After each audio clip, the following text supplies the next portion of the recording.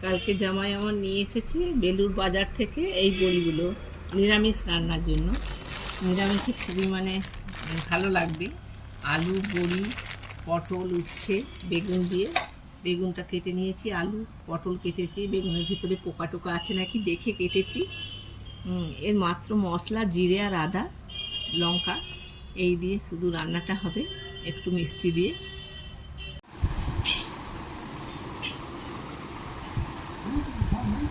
তরকারি আমার তৈরি হয়ে গেল।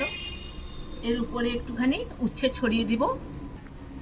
উচ্ছে একটু দিয়ে দিলে খেতে ভালো লাগবে, একটু মিষ্টি মিষ্টি তরকারিটা হয়েছে। আমার তৈরি হয়ে গেছে, আপনারা খেয়ে টেস্ট করে বলুন কেমন হয়েছে।